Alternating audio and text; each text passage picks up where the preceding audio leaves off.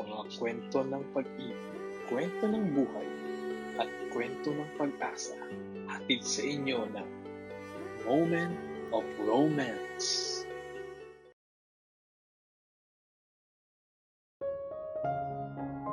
Minsan, ang tadhana ay mapaglaro.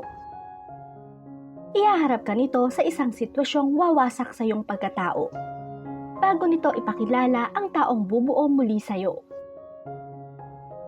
Hindi man nagsimula sa tamang paraan, ang mahalaga ay kung paano ito itatama ng isang pusong handang magsakripisyo ng lahat. Ako nga pala si Tomas, 45 years old. Sa loob ng maraming taon, ang buhay ko ay umiikot lang sa kalsada bilang isang bus driver dito sa Maynila. Kaya naman sanay na ako sa mausok na hangin, sa walang katapusang traffic at sa ingay ng musod. Hindi ako mayaman, at kung titingnan, wala ring espesyal sa akin. Isa lang akong simpleng tao na ang tanging puhunan ay ang bawat patak ng pawis sa pagkayod araw-araw. Pero sa likod ng manibela, ako ang tipo ng lalaking sanay na sa sariling katahimikan. Nagmamasid sa libu-libong mukhang sumasakay at bumababa, habang patuloy na bumabiyahe sa agos ng buhay. Nagmula nga pala ako sa isang probinsya. At dahil sa aking pangarap, ay pinata pa lang ako nang makipagsapalaran na dito sa Maynila. Kaya naman kahit malayo sa pamilya, ay natuto kong tumayo sa sarili kong mga paa. At nasanay na rin sa buhay na mag-isa. Noong una ay mahirap. Pero nang magtagal ay unti-unti na rin umayon sa akin ang pagkakataon. Natutunan kong kabisaduhin ang bawat pasikot-sikot ng lungsod. Hanggang sa dito ko na rin matagpuan ang babaeng akala ko ay makakasama ko habang buhay. Ngunit tulad ng ilang kalsadang puno ng lubak, hindi naging madali ang aming pagsasama ni Juliet. Matapos ang 3 taon, ang aming pagsasama ay nauwi rin sa paghihiwalay. Marami kasi kaming bagay na hindi napagkakasunduan. At dahil hindi rin kami nabiyayaan ng anak, napagdesisyonan naming maghiwalay na lang. Kaya naman simula noon ay muli akong bumalik sa mundong ako lang ang mag-isa sa buhay. Mula sa paggising, sa pagkain, hanggang sa pagtulog, natutunan kong yakapin ang katahimikan. Subalit sa kabila ng aking pag-isa, may isang tao akong itinuturing na tunay na pamilya. Ang kumpare kong si Julian. Katulad ko, ang buhay niya ay nakatali rin sa manibela. Nagsimula ang aming ugnayan nang maging magkumpare kami sa binyag ng anak ng kanyang kapatid. Sabay kaming pumasok sa kumpanya. At sabay din naming natututunang makipagpatintero sa malupit na traffic at usok ng Maynila. Dahil sa tagal ng aming pinagsamahan, naging higit pa siya sa isang katrabaho. Siya ang naging takbuhan ko sa oras ng pangangailangan at ang aking matibay na sandigan sa magulong mundo ng kalsada. Gayunpaman, mas matapang si Julian kaysa sa akin. May mga hamon siyang kayang harapin na natatakot akong subukan. Halimbawa na lang sa pagmamaneho. Habang ako ay mas komportable sa pamilyar na mga kanto ng Maynila, siya naman ay buong tapang na sumasabak sa malalayong probinsya. Tinatahak ang madidilim at hindi kabisadong ruta para lang makarating sa destinasyon. Ngunit sabi nga nila, gaano ka man kaingat magmaneho, kung ang iba naman ay hindi, darating at darating pa rin ang pagkakataong masasangkot ka sa aksidente. Yan mismo ang sinapit ng aking kumpare kamakailan lang. Pre, kapit ka lang. Basta buhay, may biyahe pa. Yan ang palaging sinasabi niya sa akin sa tuwing pinanghihinaan ako noon ng loob. Ngunit hindi ko akalain na ang mga salitang iyon ay magkakaroon ng ibang kahulugan. Pagkatapos kasi ng nangyari kay Julian, ay hindi na muna siya nakahawak ng manibela dahil sa grabeng pinsalang sinapit niya. Pagamat nakatanggap siya ng kaunting tulong mula sa nakadisgrasya sa kanya, hindi naman ito naging sapat para sa isang amang may pamilyang binubuhay. Kaya naman sa pagkakataong ito, ako naman ang gagamit ng mga salitang itinuro niya. Lalapitan ko siya, hahawakan sa balikat at sasabihin, "Pre, ako naman ang kakapit para sa'yo." Dahil kung ang biyahe niya ay pansamantalang natigil, hindi ibig sabihin nun ay hanggang dito na lang siya. Kung kailangang itulak ang kanyang sasakyan hanggang sa muling umandar ang makina ng kanyang buhay, gagawin ko. Alam kong hindi madali ang magsimulang muli, lalo na't ang bawat pagpitik ng metro at pag-ikot ng gulong ay paalala ng sakit na kanyang dinanas. Pero gaya ng lagi namin ginagawa sa kalsada kapag may tumitirik, nagtutulungan at nagbabayanihan kami. Kaya naman para na rin makatulong sa aking kumpare, ay kinuha ko ang aking mga naipon. Hindi man ito kalakihan, sapat na upang maitawid ang ilang linggong pangangailangan ng kanyang pamilya. Ang kaso, hindi lang pala pagkain sa mesa ang kailangan nila, kundi pati pag-aaral ng mga anak niya ay apektado. Nasa kolehiyo na rin kasi ang kanyang panganay na anak. At sayang naman kung matitigil pa ito. Bukod doon, ay alam ko rin naman kung gaano ito pinagpaguran ni Julian sa bawat pasada niya sa araw at gabi. Kaya naman, sa harap nilang mag-ama, pinitawan ko ang isang pangakong alam kong babago sa takbo ng aming mga buhay. Pre, wika ko habang nakatingin ng diretso sa kanya. Huwag mong alalahanin ang tuition ni Princess. Hanggat gumagana ang makina ko at may pasahero akong naisasakay, ako na muna ang bahala sa pag-aaral niya. Ituring mo na lang na scholar ko siya. Wika ko rito. Nakita ko ang panlalabo ng mga mata ni Julian. Hindi siya nakapagsalita. Pero ang higpit ng hawak niya sa aking braso ay sapat na upang maramdaman ko ang pasasalamat na hindi niya kayang bigkasin ng bibig. Kaya naman sa bawat dagdag na pasada ko sa ilalim ng init ng araw o bugso ng ulan sa Maynila, hindi na lang pamilya ko ang iniisip ko. Ang bawat barya sa aking dashboard ay nagiging pundasyon para sa diploma ng kanyang anak. Dahil ang tunay na kumpare, hindi lang basta kasama sa inuman o sa tawanan. Kasama ka rin sa pagbuhat ng krus kapag ang kalsada ng buhay ay naging masyadong matarik para sa isa. Hanggang sa mabilis na lumipas ang mga araw. At gaya ng aking pinangako kay kumpare, ako na nga ang tumayong sandigan ni Princess sa kanyang pag-aaral. Noong una, ay ayaw pa nga niyang tanggapin ang allowance na ibinibigay ko. Aniyay, sobra-sobra na raw ang tulong na naibibigay ko sa kanilang pamilya at nakakahiya na raw sa akin. Pero sa huli, wala rin siyang nagawa dahil naging matigas ako. Pinamukha ko sa kanya na ang tagumpay niya ang tanging kabayaran na hinihingi ko. Kaya naman wala na rin siyang nagawa pa, kundi tanggapin ang alokong tulong, kapalit ng paglilinis niya ng aking inuupahang bahay. Hindi ko naman na iyon tinutulan pa, lalo na't aminado kong hindi ko na talaga nagagawa pa yon.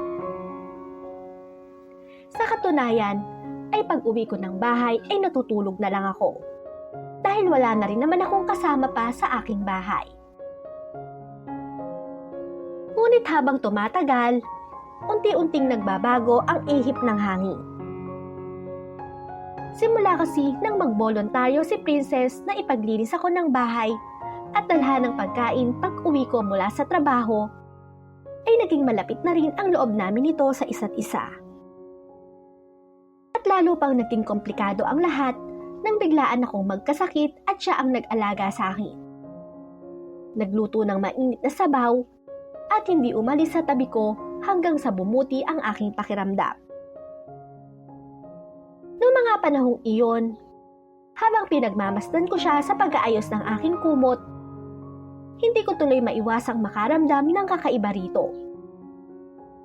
Isang tibok ng puso na pilit kong itinatanggi. Alam kong mali yun, dahil bukod sa malaki ang agwat ng edad ko rito, ay anak pa siya ng matalikong kaibigan. Kaya naman, pilit kong sinasaway ang aking sarili. Imbes na magpadala sa bugso ng damdamin, mas minabuti kong ituring na lamang siyang parang tunay na anak. Subalit sadyang mapaglaro ang tadhana. Dahil isang gabi, habang nag-aaral siya sa sala, napansin kong nakatulog siya sa ibabaw ng kanyang mga libro. Nilapitan ko siya upang kumutan sana. Ngunit sa kanyang pag-alimpungat, hinawakan niya ang aking kamay. "Salamat po sa lahat, Tito." Bulong niya habang ang kanyang mga mata ay diretso sa aking paningin. Sana wag kayong mapapagod na nandyan para sa akin." Dagdag pa nito. Sa higpit ng kanyang hawak at sa tamis ng kanyang tinig, tila gumuho ang pader na pilit kong itinayo. Ang bawat hakbang ko palayo ay tila nagiging hakbang pabalik sa kanya. Paano ko pananatilihin ang papel ng isang ama o tito kung sa bawat ngiti niya ay mas lalong nahuhulog ang aking loob sa isang paraang hindi ko na kayang kontrolin? Kaya naman dahil doon ay sinubukan kong lagyan ng distansya ang aming pagitan. Nang ako ay gumaling na at makapagmaneho muli, ay pinilit kong gabi na akong umuwi.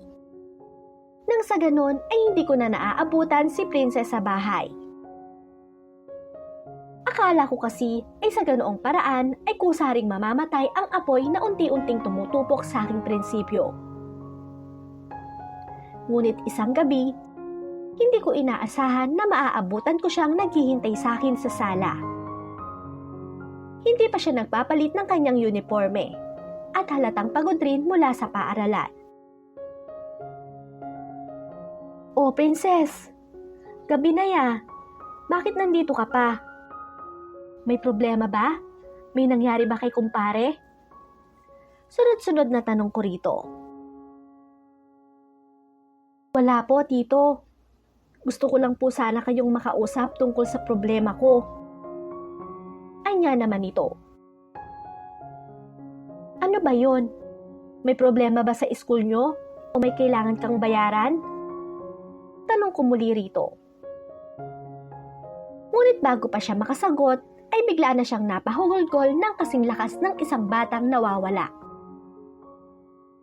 Noong mga oras na yon ay hindi ko naman kinayang makita siyang durog na durog ang kanyang kalooban. Kaya naman, kaagad ko itong nilapitan at hindi na rin napigilang yakapin ng mahigpit. Hinayaan ko lang siyang umiyak sa aking dibdib. Hinayaan kong ilabas niya ang lahat ng bigat na kanyang dinadala, habang dahan-dahan kong hinahaplos ang kanyang buhok upang pakalmahin siya. At nang mahimasmasan na siya at humupa na ang kanyang paghikpi, muli ko siyang tinanong sa malambing na paraan. "Princess, sabihin mo sa akin, ano ba talaga ang nangyayari? Bakit ka nagkakaganyan?" Dahan-dahan siyang nag-angat ng tingin. Ang kanyang mga mata ay namumula at puno ng takot. At nang tuluyan na niyang bitawan ang dahilan ng kanyang pag-iyak, tila nanigas ang buo kong pagkatao. "Tito, patawarin niyo po ako. Patawad po kung mabibigo ko kayo. Wika nito. Ano ba ang pinagsasabi mong bata ka? Hindi kita maintindihan. Kung may problema ka, nandito lang ako. Di ba pinangako ko yan sa papa mo? Sagot ko naman sa kanya. Ngunit sa halip na ang tungkol sa kanyang ama ang lumabas sa kanyang mga labi, ang kanyang sunod na sinabi ang tila nagpaguho sa aking mundo. Tito, buntis po ako. Halos pabulong niyang sabi sa gitna ng hikbi. At nung nalaman po ng boyfriend ko, ayaw niya po akong panagutan. Iniwan niya po ako. Sa sandaling yon, tila nanigas ang buo kong pagkatao. Pakiramdam ko ay binuhusan ako ng nagyayelong tubig na unti-unting pumatay sa init na nararamdaman ko para sa kanya. Ang mga salitang yon ay tila isang malakas na sampal na gumising sa akin mula sa isang magandang panaginip. Nanlambot ang aking mga tuhod at napakapit ako sa sandalan ng silya para hindi lamang mabuwal. Ang batang pinagkatiwala sa akin ng aking kumpare, ang dalagang pilit kong pinoprotektahan at lihim na minamahal, ay biktima na ngayon ng isang pagkakamaling hindi ko kailanman inasahan. Buntis ka? Tanging naisagot ko. Gusto kong magalit. Gusto kong hanapin ang lalaking gumawa nito sa kanya at pagbayarin. Pero mas nangibabaw ang hapdi sa aking puso. Tumingala siya sa akin. Basa ng luha ang kanyang mga pisngi at punong-puno ng pagsisisi ang kanyang mga mata. Tito, patawad po. Patawarin niyo po ako. Alam ko pong binigyo ko kayo nila papa. Nang makita ko ang kanyang pagkadurog, ang galit at selos na nararamdaman ko ay biglang napalitan ng isang matinding awa. Nilunok ko ang aking pride, pati na ang sakit ng katotohanang may ibang lalaking nauna sa puso at buhay niya. Muli ko siyang hinila papasok sa isang yakap. Isang yakap na hindi na lamang para sa isang anak ng aking kaibigan, kundi para sa isang babaeng handa kong panindigan kahit hindi ako ang ama ng dinadala niya. Tahan na. Wala na rin naman tayong magagawa kundi tanggapin ang anghel na nasa sinapupunan mo. Pulong ko habang pilit na pinatatatag ang aking boses. Ayaw kong makita niya ang sarili kong takot. Kailangan niyang maramdamang may masasandigan siya. Huwag kang mag-alala. Sasamahan kitang magtapat sa papa at mama mo. At kung hindi ka nila matanggap, bukas ang bahay ko para sa'yo. Dugtong ko pa, sabay haplos sa kanyang likuran. Hindi siya sumagot. Ngunit naramdaman ko ang lalong pagbigat ng kanyang pagkikbi sa aking balikat. Ang bawat panginginig ng kanyang katawan ay tila baon ng karayom sa aking konsensya. Alam kong hindi sapat ang mga salita ko para pawiin ang takot niya sa kung anong bukas ang naghihintay sa kanya. Paano kung itakwil nila ako? Sa wakas ay narinig ko ang kanyang boses. Basag, nanginginig at puno ng kawalan ng pag-asa. Humiwalay ako ng bahagya para tingnan siya sa mga mata. Pinahid ko ang luhang pumatak sa kanyang pisngi gamit ang aking hinlalaki. Kung mangyari man yon, nandito lang ako. Mahirap, alam ko. Pero hindi kita hayaang mag-isa sa labang to. Ako ang tatayong ama ng batang yan. Hindi kita pababayaan, princess. Hinding-hindi. Dahil naman sa sinabi kong yon, ay tila nabawasan ang bigat ng kanyang dinadala. Alam kong hindi biro ang akuin ang ganitong responsibilidad. Pero sa pagkakataong ito, ang kaligtasan at kapayapaan ng loob niya ang tanging mahalaga sa akin. Kaya naman kagaya ng sinabi ko sa kanya, ay sinamahan ko nga siyang umuwi sa kanila. Pagkagulat at pagtataka naman ang bumakas sa mukha nila kumpare. Dahil ang akala pala nila ay natutulog lang si Princess sa kwarto nito. O pare, gabi na ya. Bakit magkasama kayo ni Princess? Akala namin ay kanina pa nakapanhik ang batang to. Bungad ni kumpare, sabay baba ng hawak niyang dyaryo. Napatingin din si kumare na noon ay kalalabas lang mula sa kusina. Bakas ang pag-aalala sa mukha nang mapansin ang namumuktong mga mata ng anak. Princess, anak, anong nangyari? Bakit ka umiiyak? Tanong ni kumare habang mabilis na lumalapit sa amin. Hindi naman kaagad nakasagot si Princess. Naramdaman ko ang panginginig ng kanyang kamay na nakahawak sa laylayan ng aking baro. Huminga ako ng malalim at tumingin ng diretsyo sa mga mata ni kumpare. Kumpare, kumare, mayroon daw ipagtatapat sa inyo si Princess. Anya ko sa kanila. Natahimik naman ang buong sala nang sabihin nito ang totoo niyang kalagayan. At gaya ng kinakatakutan ni Princess, bumuhos ang galit ni na kumare. Hindi nagtagal ay nagbago na rin ang timpla ng mukha ni kumpare. Mula sa pagkagulat patungo sa matinding poot. Pagkatapos ng matinding tagpong iyon, nagpaalam na muna ako sa kanila dahil alam kong kailangan nilang mag-anak ng panahon para makapag-usap ng masinsinan. Bago naman ako tuluyang lumabas ng pinto, narinig ko ang hagulgol ni Princess at ang malulutong na sumbat ng kanyang ina. Gusto ko sanang bumalik. Gusto ko sanang yakapin siya at sabihin huwag siyang matakot. Pero alam kong sa pagkakataong ito, kailangan nilang harapin ang sugat na ito bilang isang pamilya.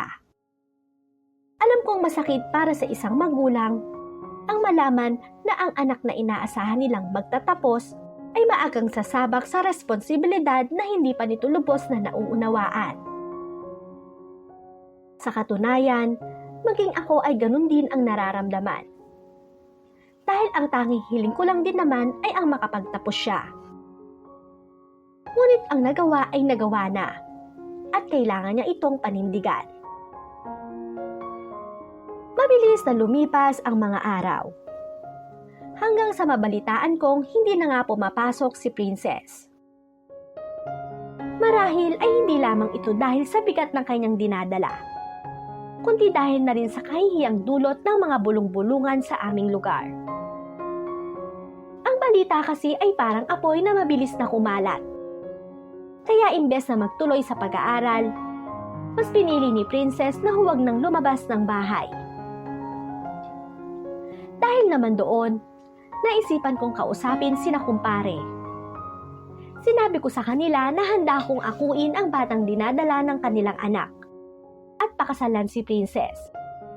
Kahit pa kung tutuusin ay parang anak na rin ang turing ko sa kanya dahil sa agwat ng aming edad.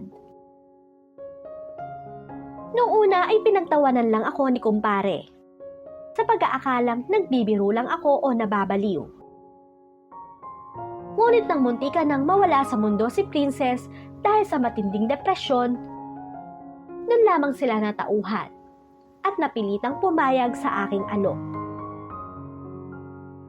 Sa totoo lang, hindi rin naging madali para kay Princess na tanggapin ang alok ko. Alam kong may bahid ng pag-aalinlangan at gulo sa kanyang isipan. Ngunit dahil sa bigat ng kahihiyang pasan niya, wala na rin siyang nagawa pa kundi pumayag. Kaagad kaming nagpakasal sa isang simpleng seremonya. At kalaunan, nagsimula na ang aming buhay bilang mag-asawa sa ilalim ng iisang bubong. Ang mga unang buwan ng aming pagsasama ay binalot ng isang nakabibinging katahimikan. Bagamat mag-asawa na kami sa papel, tila may isang malaking pader pa ring nakatayo sa pagitan naming dalawa. Sa gabi, nararamdaman ko ang kanyang bahagyang paglayo kapag magkatabi kami sa higaan. Isang paalala na ang aming pagsasama ay hindi bunga ng isang masayang pag-iibigan, kundi ng isang kagyat na pangangailangan. Salamat sa pag-aasikaso sa akin, Tomas. Mahinang sabi niya isang gabi, habang inihahanda ko ang kanyang gatas. Alam kong hindi ito ang buhay na pinapangarap mo. Pakiramdam ko ay naging pabigat lang ako sa'yo. Umupo ako sa tabi niya at tiningnan siya ng may katapatan. Princess, huwag mong isipin yan. Pinili ko to dahil gusto kitang protektahan. Hindi ka pabigat. Ikaw ang pagkakataon ko para maging makabuluhan ng buhay ng ibang tao. Dahan-dahan, ang pasasalamat ay nauwi sa pagtitiwala. Sinimulan ko siyang samahan sa bawat check-up sa healthcare.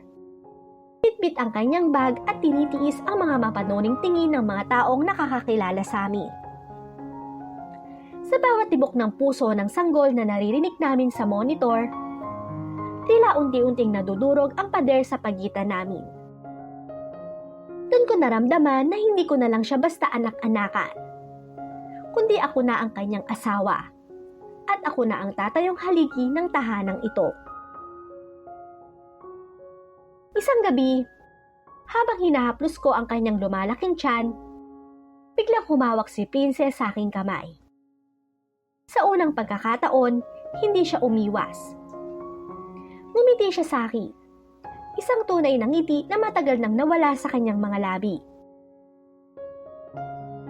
Salamat dahil hindi mo kami binitawan. Bulong niya. Sa sandaling iyon, napagtanto ko na kahit pa nagsimula ang lahat sa isang trahedya at kahihiyan, maaari pa ring tumubo ang pag-ibig sa lupang tigang.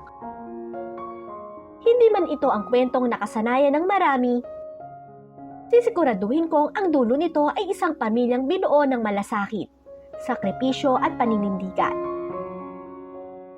Hanggang sa mabilis na lumipas ang mga buwan at dumating ang araw na pinakahihintay namin.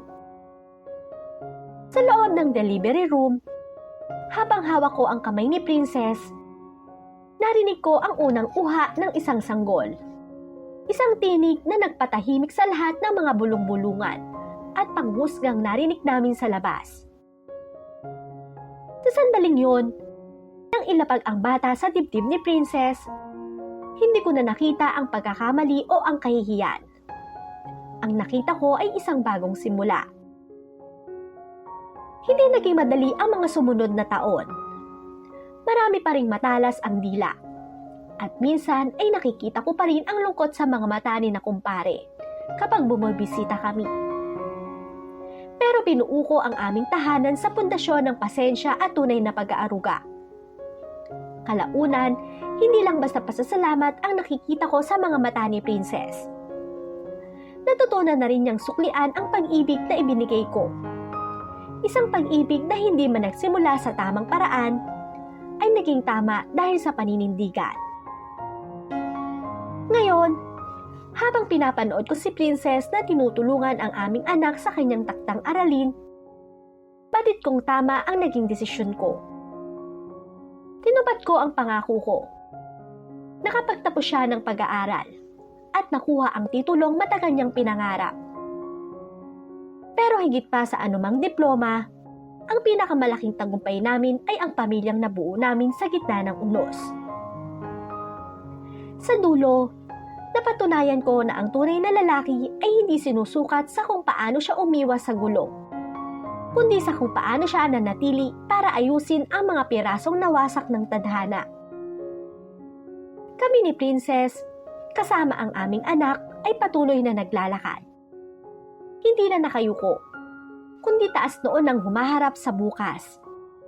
Bitbit ang isang pagmamahalang pinatibay ng sakripisyo at pagpapatawad.